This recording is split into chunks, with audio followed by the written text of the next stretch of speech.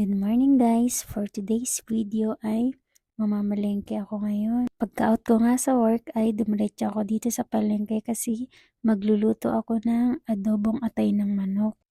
Nag-ikot-ikot pa nga muna ako dito kasi hindi ko alam kung saan makakabili ng atay ng manok.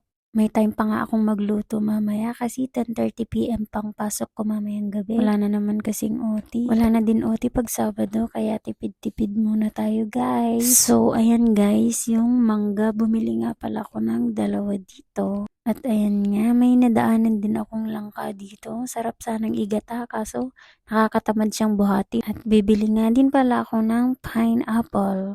For the healthy food muna tayo guys. At nahagip nga ng camera ko ang isa sa famous ng TDK. So dito nga ay nakahanap na ako ng atay ng manok. Ayan guys, bali 50 NT lang ang binili ko. Madami na kasi yan.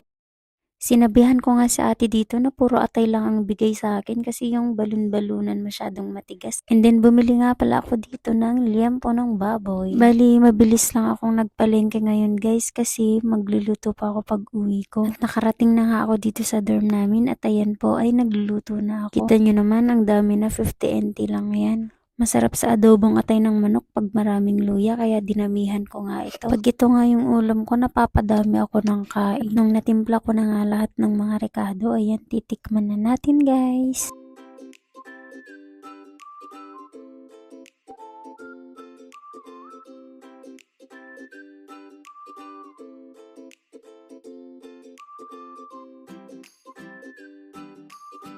Ayan, anong oras na din akong natapos dito kaya kakain na muna ako bago matulog. Kain po tayo mga kapengyo. Sana nag-enjoy kayo sa panonood sa aking mini vlog. Hanggang dito na nga lang muna. Salamat!